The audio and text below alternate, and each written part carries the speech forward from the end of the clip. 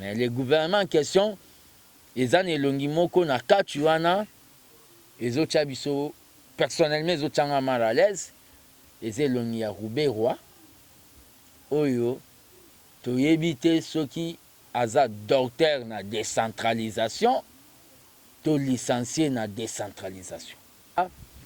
Le gouvernement et ça lui plaisir na Maman Marthe parce que ma femme basu ba poste ya prestige économie na affaires étrangères et ça lui plaisir na pe na maman Denise pe na o babengi toutes les femmes de la République démocratique du Congo.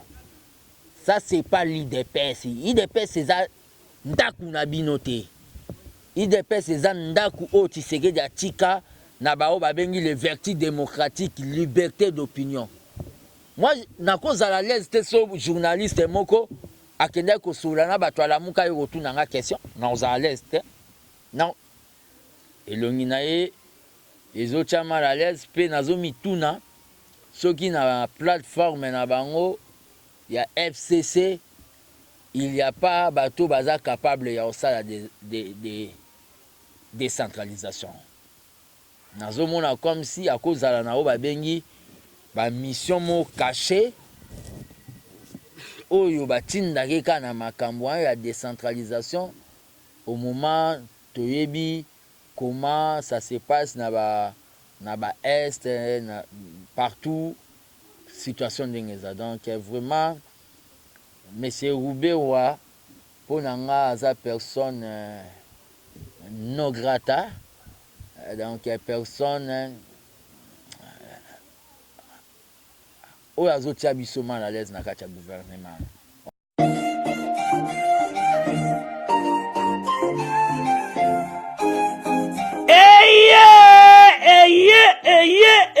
Eye papa maman tunanga nini eloko tozalaki kozela yango yo pona ba séjour na bino eleka malamu na Kinshasa Kin Label, agence de location de voitures de luxe awa na Kinshasa, ba memelu bino bongo Power Buzz Car oyo bazali na équipe na bango professionnel, bazali na disposition na bino Power Buzz Car location de voiture ya sikape kitoko na prix ya malamu oyo wapi.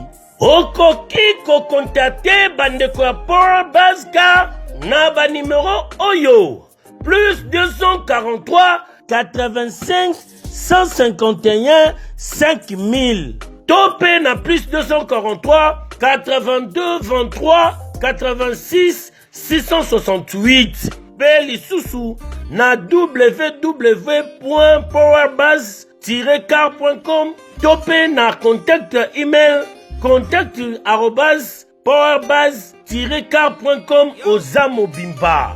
Bana Kinshasa, tosa la confiance na ba professionnel ya bandeko ya Power Buzz Car oyo bapesi offre spéciale pour na bino nyonso boko louer ba voiture pendant un mois na séjour na bino oyo bozali na yango awa na kati ya Kinshasa. Benga ndeko mobali ndeko mosi bandeko ya Power Buzz Car po bazali ba meilleur na domaine ya location ya ba voiture de luxe. Power Buzz Car eye kosilisa ba tracasserie nyonso ya transport ya ba délégation spéciale na bino ya famille pe ba transport nyonso privé oyo bozali na yango. Solution ezali kaka se moko Power Buzz Car oyo ezali solution ya suka po na déplacement na bino nyonso express. Po na likambo ya qualité pe quantité na ete mituka nulle part ailleurs okokuta yango kaka na Kinshasa en particulier pe République démocratique mobimba kaka epai ya bandeko ya Power Buzz Car avec impact. Power Buzz Car musala ya ba professionnel pe na sécurité nyonso. Power Buzz Car, le travail des professionnels. Que yo Oui.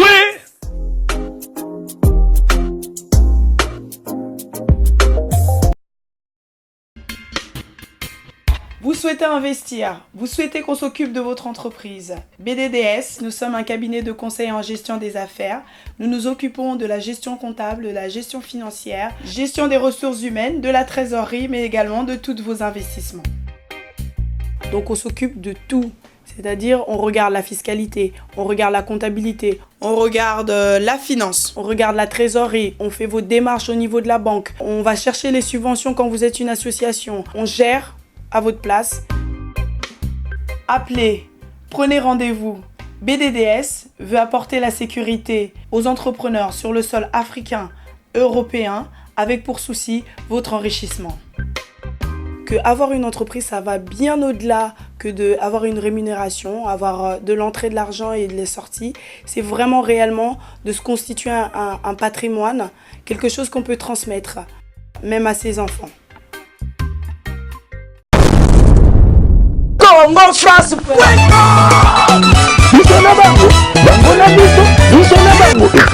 Chers amis de la presse, nalingana benga bino presse de la liberté, nandenge bo répondre na communication au nazo sala par rapport à la situation politique de l'air. Nazane sengo ya yamba bino communication ya lelo et ko tourner beaucoup plus si oyo eza sorti ya gouvernement pour yango eza actualité na action oyo tant que citoyen congolais nazo préconiser kosala na date ya le vendredi 30 août 2019. Donc en rapport avec le gouvernement tozane sengo na que tomoni gouvernement ngo vaut mieux tard que jamais et bimi quand même et gouvernement et bimi et ça gouvernement ya coalition mais ba égyptien belé ba kwei c'est-à-dire les égyptiens au tozalaka na habitude ya komona monaka na ba gouvernement les cas quoi dans le régime il y a M. Kabila, les habitués du gouvernement. Bah qu'on risquer bah comme même les fonctionnaires du gouvernement bah quoi donc bah mende bah quoi bah bochabe bah quoi les a bah lobby satisfaction il y a makasi à comprendre à confirmer que vraiment Fatia yo karabaz nae na marche na nilara ya le 22 na lobaka qui on ne veut pas voir les anciennes figures dans le gouvernement, mais le président Salaki on a un système à bic rouge. Mais le gouvernement en question, ils ont elongi moko na katuana, ils ont chabiso personnellement ils ont mal à l'aise, ils ont elongi à Roubaix-Roi, oyo to éviter ceux qui aza docteur na décentralisation. Licencié na décentralisation et l'onginae les autres mal à l'aise pe nazo mituna ceux qui na plateforme na bango il y a FCC il n'y a pas bateau baza capable ya osala de décentralisation nazo mona comme si à cause la nao ba bengi ba mission mo caché oyo batindaki kaka na makambo ya décentralisation au moment toyebi comment ça se passe na ba est partout situation ndenge eza donc vraiment monsieur Roubaix-Roi mpo na nga aza personne non grata donc personne oyo azotia biso mal à l'aise na kati ya gouvernement on doit se le dire des fois bato misusu bazoyina nga eza peut-être parce que j'ai une bouche de la vérité. Roubaix-Roi met les Congolais mal à l'aise na komoni na kati ya gouvernement à part les autres mais nazo signaler tant que gardien du temple de la démocratie réserve de la démocratie aussi ce gouvernement eza na babengi philosophie, il y a le peuple d'abord. Le programme du président, c'est la lutte contre la pauvreté. Ne venez pas avec vos anciennes habitudes. Il y a que confondre mbongo ya l'État na babengi salaire nabino. D'abord, le ministre là doivent normalement déclarer bien à bango. Déclarer bien à bango. Et le ministre en question, il faut que peuple nazo lancer les appels azongela o babengi habitude ya kolandaka ba conseil des ministres. Les gens ne suivaient pas le conseil des ministres.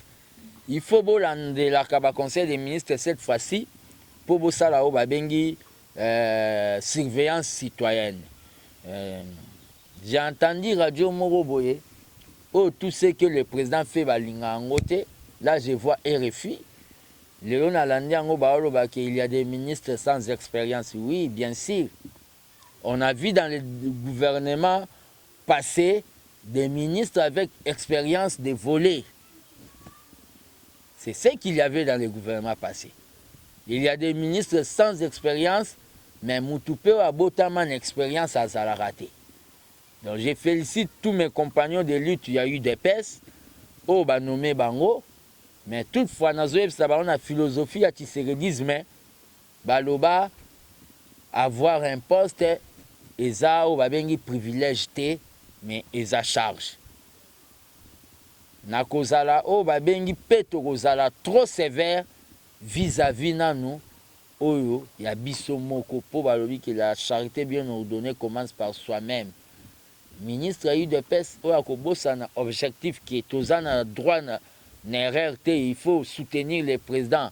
Il faut faire au babengi pragmatisme dans le gouvernement. Vraiment, à la circuité, ceux qui te dénoncent et te bimissent dans le ça. Félicitations, Nanga. Ils ont beaucoup plus na bango nyonso. Et en plus, je vais faire une proposition. Le ministère en haut tozui, il y a coalition. Donc, il y a un petit gâteau, mais pour nous, à l'UDPS, je proposerai na bande konyoso baza nommé ministre, bakosala pe o babengi cabinet rotatif, c'est-à-dire tellement toza pe belé, oyakokota pendant des semaines, abimi, misusu bakoti pe pendant des semaines, pour misusu baluka baningate. C'est-à-dire, donc, donc engagement rotatif, dans le sens où on a bien, tout en signalant que nous avons un syndicat du peuple, les gardiens du temple. C'est très important pour la République. Et à part ça, le gouvernement, et ça lui plaisir, na Maman Marthe, parce que ma femme a eu un poste de prestige, économie et affaires étrangères. Et ça lui plaisir, na maman Denise, na Obabengi, toutes les femmes de la République démocratique du Congo. Ça, c'est un rapport avec le gouvernement. Mais en rapport avec ce que moi j'appelle contrôle citoyen, la marche prévue pour ces 30 ici, c'est vendredi 30 aura bel et bien lieu, malgré les intimidations. J'appelle ça les intimidations, instrumentalisation. Il y a un groupe de jeunes par des politiciens. J'avais pardonné l'herbe à Boukainga Loboko. J'ai pardonné l'herbe à Salainga humiliation ya Okatanga Suki. Mais cette fois-ci, si quelqu'un viole la loi, je ne vais pas pardonner. Et les auteurs, les gens qui sont derrière les jeunes gens, Oyo, Bazosa, propos na ba chaîne, na idée que y a qu'on menacer action moko eza démocratique. Bakobima, Bakozala, traduit en justice. Ceux qui va commettre acte ou en violation, il y a liberté à Moutou. La marche n'a convoqué Ango en ma qualité de citoyen congolais. N'a convoqué Ango non na combo ya UDPS, tant que citoyen congolais. Parce que je ne suis pas un président de l'UDPS, c'est que j'ai convoqué ça parce que la Constitution est reconnaître nanga pouvoir wana. Qui n'a koki kosenga conformément à l'article 26. La marche sera bel et bien liée. J'invite tous ceux qui sont disponibles, c'est-à-dire les vrais combattants, les vrais Congolais, les gens qui pensent qu'il doit y avoir ce qu'on appelle la bonne gouvernance dans ces pays. Nazo benga bango.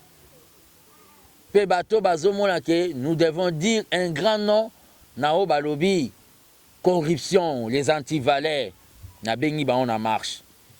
Et je lance l'appel, la marche doit s'organiser, ça demande qu'il y ait l'agrémentation, c'est que fanfare, qu'il y ait des tracts, c'est-à-dire la sensibilisation, qu'il y ait communication. La marche demande les moyens. Vérité Zabokabouanité, tout le monde le sait que je n'ai pas les moyens, mais j'ai le courage politique d'amener au Babengi flambeau ya au Babengi une révolution démocratique. Je demande votre soutien. Mon numéro de contact, Sokozanangote, est plus 243 85 084 65 55. Je répète, plus 243 85 084 65 55. Ça, c'est pour soutenir la marche pour la bonne gouvernance. Je ne comprends pas pourquoi d'autres élites de mon parti politique, bazo linga, d'autres cadres, bazo combattre Oyo Balobi, marche Oyo. Au moment où cheval de bataille à président, Ezali Obabengi lutte contre la corruption. C'est-à-dire, nous allons tout simplement matérialiser et sensibiliser les peuples à travers les marches. Marche wana ezape marche et avertissement na bao nyonso bakoya na makanisi peut-être naye pona nginda. Nous devons déjà commencer bamona ke le peuple n'est pas assis mais le peuple est debout. Et je ne comprends pas l'herbe mankaki président na niveau ya palais du peuple par un député de la famille Kabila. Na lancaki mot d'ordre. On ne m'a pas dit que tu es qui pour lancer ces mots d'ordre. Et elle a dit saluer par tout le monde.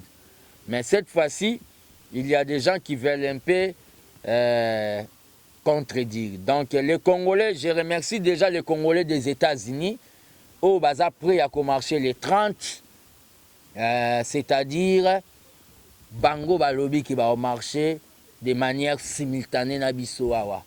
Je remercie aussi tous les Congolais à travers le monde. Je lance l'appel que cette marche est à la marche Yao Babengi, tout celui qui est Congolais. C'est-à-dire, là où il est, organisez-vous, prenez-vous en charge pour dire oui parce qu'il y a maintenant un gouvernement, oui à la bonne gouvernance, non à la corruption.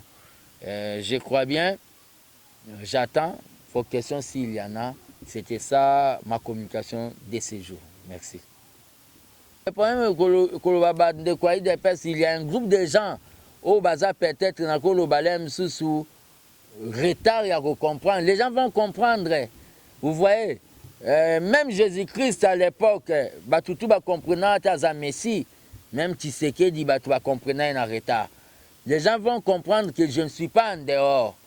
Il y a philosophie. Je suis un homme de liberté, donc je suis vraiment dans le Tshisekedisme. Tshisekedi a dit tout simplement ceci. Toute initiative qui est bonne, on ne demande pas la permission.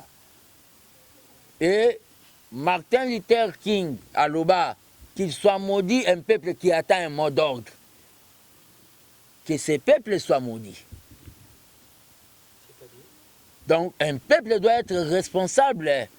Ça va même dans la philosophie de Tshisekedi à lobby que vous devez vous prendre en charge.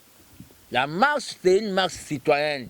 Je ne vois pas, mais je regarde des fois mes amis, les autres amis à presse, ceux qui n'ont pas de communication, ils ont préféré bakende koyoka ba son de cloche mususu o ye moko na nous l'air azotuna ba question azomona que ça logique te. Est-ce que l'UDPS comme on babengi école la démocratie et quoi interdire à un citoyen de marcher? Je ne crois pas que c'est l'UDPS.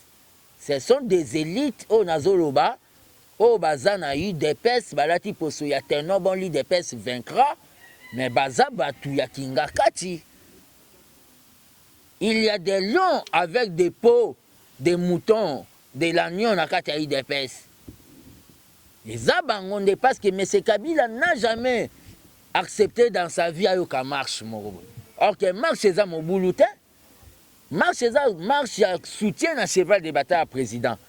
Marche c'est ça voix d'expression. Hein? C'est la voix d'expression. Donc, dans un monde loko oyo kokiko ezaya mabe wana te. Contradiction ezate, il y a seulement des journalistes au batala kabango lemsute bazo kende ko créer polémique au comme un journaliste a bandé émission na yo lia tout n'attend ndenge ni nombre basi eza combien mais journaliste ana na sukaka ifatanga komba fils mko po abamba titre munene lokwa publicité Coca-Cola po batala. Donc eza ba biloko misusu oyo nazo comprendre mais bon peut-être na évité peut-être ezara audimat.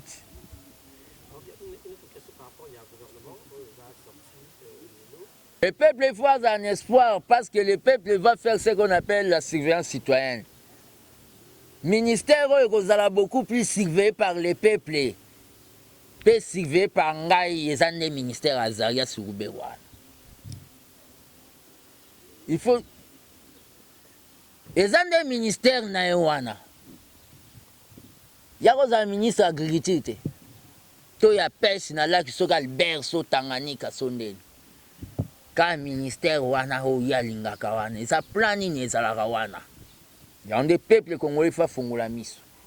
Il y a des tozo banana na bonne gouvernance. Et ça marche pacifique.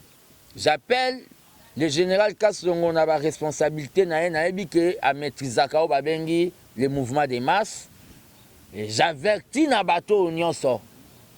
Bazo linga koyako ko saboter marche au eza soutien à chef de l'État. Ceux qui te maîtriser yo toko personne à la police yeba que même on a 1 million de francs congolais ko bimate titre au non à tribunal. Cette fois-ci, il n'y aura pas de pardon. Cette marche est pour permettre et ça pour chauffer l'esprit à peuple pour peuple Azara Obabengi beaucoup plus responsable.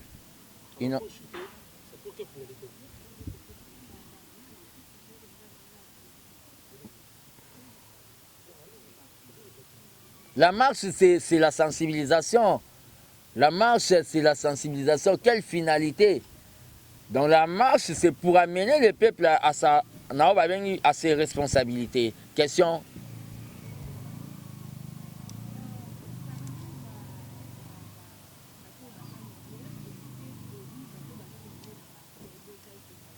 Qualifiant bon, mais ça, cabinet rotatif, les gens dans un mois, équipe moi ça pendant 2 semaines, mais baza bango tout na ba compétence ni moko, ba msoupe ba koti pendant 2 semaines. Tous en étape, c'est possible, c'est possible. Je propose parce que l'IDP c'est un parti grand, hein? Pe toza ba noir, batebe ba koya koloka. Vous comprenez? Nazo proposer, c'est une proposition à prendre. Pongason a proposé le logo bakomo loba tieki. Ok, batubabo sanke, je suis un citoyen congolais. Nazo proposer en pour permettre quand même na batu bakoka ko se souffler na 37 ans lito basala quand même. Vous comprenez? C'est une proposition humanitaire. Donc, c'est à prendre comme à laisser. Donc, bateau bako kota, babeti 2 semaines, bamsou bakoti babeti 2 semaines. Mais à la fin du mois, bapesi bao il y a 2 semaines. Et ça étape à sacrifice. Si moi j'étais même dans le gouvernement en question, j'allais proposer pendant les 100 jours de ce gouvernement, Mouta soit salaire. Parce que le pays est en crise.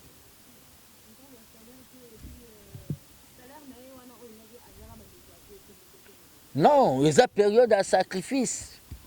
Il y a période à sacrifice. On a vu ça, il y a période à sacrifice. Donc, question s'il vous plaît.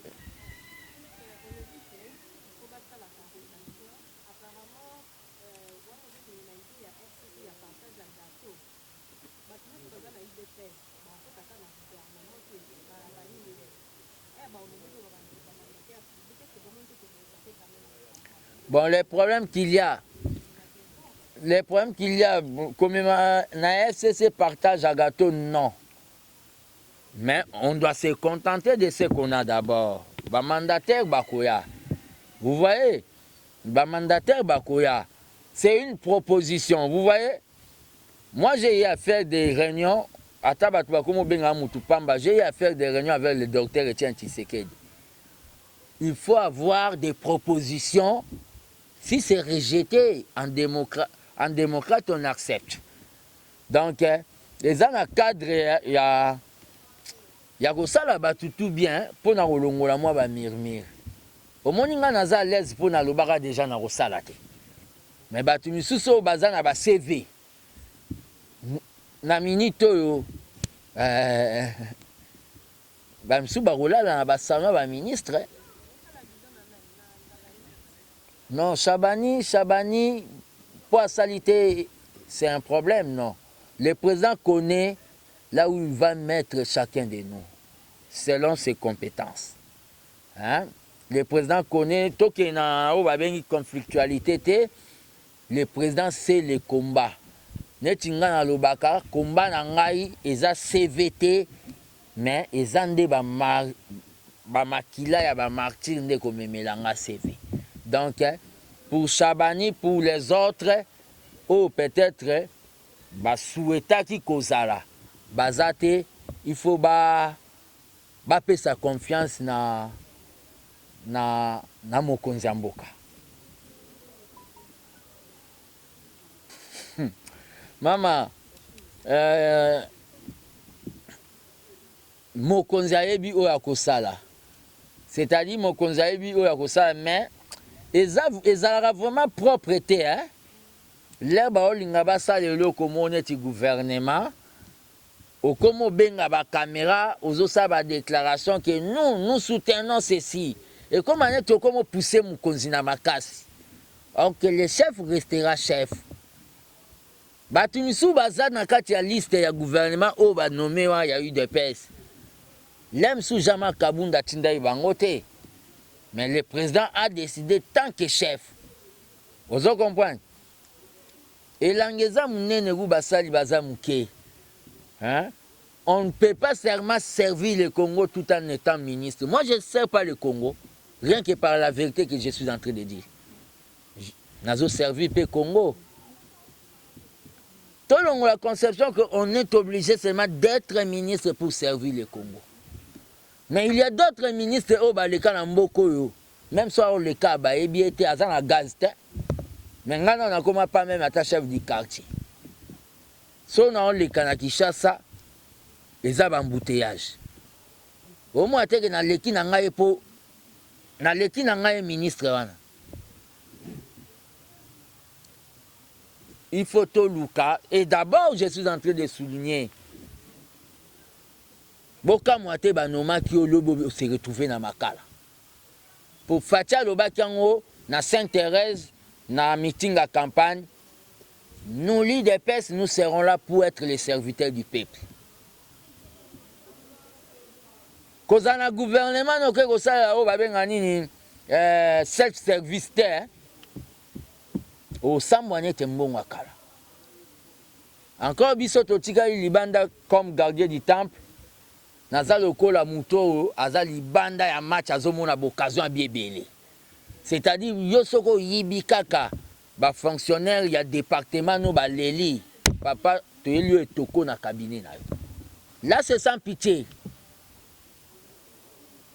Donc on est très catégorique, il y a un de bozomona benemi bazoko matro et vous verrez tous les Égyptiens au banda au finganga ba ke luka ba misala na ba cabinet ba bandolo ba lisusu te kalata. Tous les bateaux banda koloba bazo finganga wana. Quand il sait beaucoup de conseillers hein, du président Bayaka pas même permanence hein. Mais je suis entré tout simplement il y a qu'à dénoncer makambo bakomi kosala bino ba journaliste besoin accorder quand même occasion na se communiquer na peuple. Et comme ils sont moutoué retournanga ba question à quelle permanence il y a parti ba bengani. Ça c'est pas l'IDPS. IDPS c'est ça ndaku na binoté. IDPS c'est ça ndaku o Tshisekedi atika na bao ba bengi le vertu démocratique, liberté d'opinion. Moi nako za la l'aise te so journaliste moko akende ko solana ba to la muka yo retournanga question. Na za la l'aise te. Non et ko ça en rien. Tobunda po ba journaliste bazalo ba bengi quatrième pouvoir. Bino bato bozo koma liste ya ba journaliste. Boko mako censurer ba journaliste, vous devez cesser ça. Sinon bango mo ba journaliste dans quelques jours bako ça et la yo bémission mobimba pour na ko dénoncer. Une autre question. Il faut déclarer ba bien na yo. Il faut toye battre. Au kotika wetoko mona ba immeuble mbala moko vraiment olo ba kozalaka nango. C'est un gouvernement mutu so kanisi keza na tempo ya kala azolota. Je crois bien na quand ya FCC ba jeune ebele baza quand même PLM sous na moins esengwa. Pour na motiver bango quand même ba kende pas autorité morale na bango Kabila na Kingakachi ba yebise ke to boyi vraiment monotonie wana mende boshab na si ba ko sepela main ba tuto bazo oloba na mino na UDPS qui fils Mukoko est devenu un collabo. Je m'étonne. Maman Oliva sa loba kayebi batu nyonso bakenda olia na Kingakachi. Bokendo tunye soki nga na kenda kolia ta soupa dongo na Kingakachi un jour mort. Et à part ça, bato bazoya koloba quand on vient noyer quelqu'un qui a la bouche de la vérité, on l'accuse de traître. Moi j'ai la bouche de la vérité. Bossa la paix gaffe que bo assassiner nga sino bokolona ba fils Mukoko et belé na Congo plus que même ba lumumbiste. Boko créer idéologie moko le mukokotisme ce que ça. Question. Désister hein. Qu'on laisse un peu le temps. Tozomona ba spéculation mo ezoleka Gilbert Kankonde de nationalité belge beau déterminer sur aza flamand ou wallon et à part ça tomona ba congolais vraiment des pères et des mères de kokolo basala na mboka oyo ba mema o ba bengi zéro des vrais congolais mais il y a d'autres blancs Baya Kapé na Congo pour basa la action humanitaire. C'est un faux débat, le débat des nationalités là. Je ne dis pas que Azan a double nationalité. Il y a beaucoup de Congolais au Bazali étrangers. Ba changer ba nationalité. Ba changer ensuite l'aime sous pour batanga ba classe, le bibaya ko salo ba bengi transfert. Il y a technologie. Oko bloquer pour Azar français jusqu'au Congolais moko oyo aza originaire ya Zoba ya Moïboche. C'est un faux débat. il est ministre, il est vice-ministre, vice-premier ministre de l'Intérieur. C'est quelqu'un que je connais à l'UDPS. Donc, c'est un poids lourd. Une autre question? La dernière peut-être. Moi, je ne connais pas le monsieur en question. Hein. Je ne connais pas le monsieur en question, mais je parle du gouvernement de manière globale. Est-ce que Bahati, parce que le gouvernement va tout amener ma question, mais je ne crois pas que Bahati a ça le mois FCC. Non, non. À l'ongwa FCCT, ma tchaki de candidature na ye. Siko soki chef na bango ya Kingakati atindi batu misu mabeza. Eza na bango il faut bayeba ke babanda ko ba subir ngo nanu ke Kabila azalaka bongo la biso to banda ko luba to banda ko kosa te a muta kanai. Ba tata Kabila salelo et pas nanga esangani parce que ba complota bango tout contre tout un peuple. On ne doit pas oublier ba marambu ba to tout ba sala biso. Ba ta supporter na marambu bazo sale wana. Soka Monique il le qui trop abandonné opposition. Mabeza. Biso to boya mamba Kabila to sala opposition, penga nazo continuer ko boyila ka Kabila.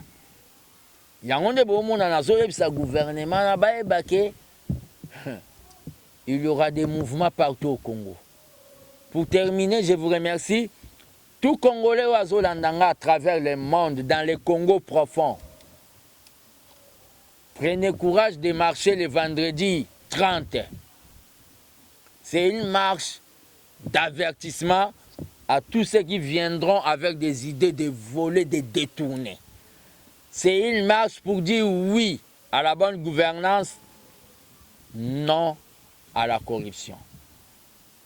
Le Congo ou la mort, j'ai dit et je vous remercie. Merci.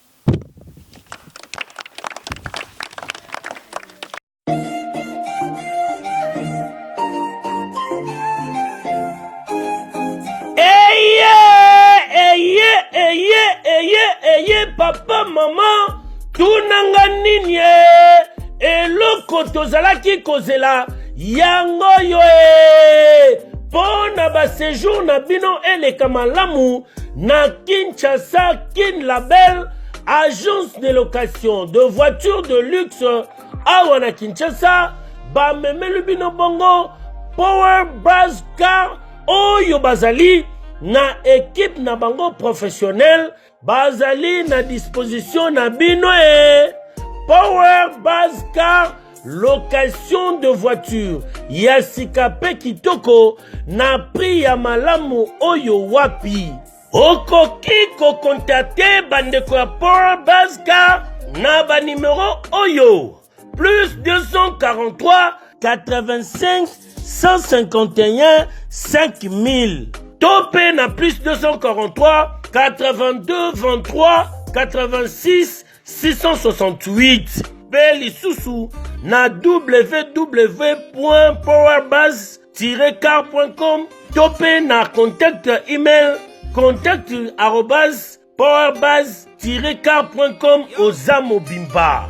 Bana Kinshasa, tosa la confiance na ba professionnel ya bandeko ya Power Buzz Car oyo bapesi offre spéciale pour na bino nyonso boko louer ba voiture pendant un mois na séjour na bino oyo bozali na yango awa na kati ya Kinshasa. Benga ndeko mobali ndeko mosi bandeko ya Power Buzz Car po bazali ba meilleur na domaine ya location ya ba voiture de luxe. Power Buzz Car eye kosilisa batrakaseri nyonso ya transport ya ba délégation spéciale na bino ya famille pe ba transport nyonso privé oyo bozali na yango. Solution ezali kaka se moko Power Buzz Car oyo ezali solution ya suka mpo na déplacement na bino nyonso express. Mpo na likambo ya qualité pe quantité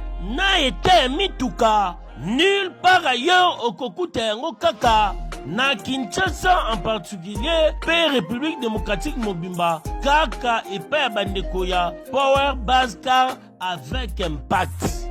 Power Base Car musala ya ba professionnel pe na sécurité nyonso. Power Base Car, le travail des professionnels. Que yo, oui.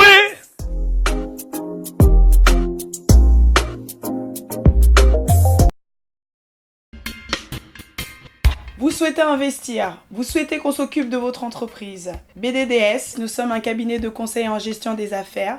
Nous nous occupons de la gestion comptable, de la gestion financière, gestion des ressources humaines, de la trésorerie, mais également de tous vos investissements. Donc on s'occupe de tout. C'est-à-dire, on regarde la fiscalité, on regarde la comptabilité, on regarde la finance, on regarde la trésorerie, on fait vos démarches au niveau de la banque, on va chercher les subventions quand vous êtes une association, on gère à votre place.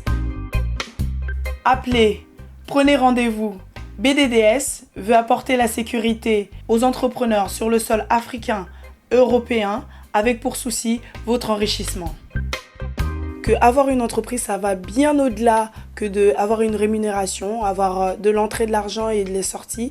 C'est vraiment réellement de se constituer un patrimoine, quelque chose qu'on peut transmettre, même à ses enfants. Congo France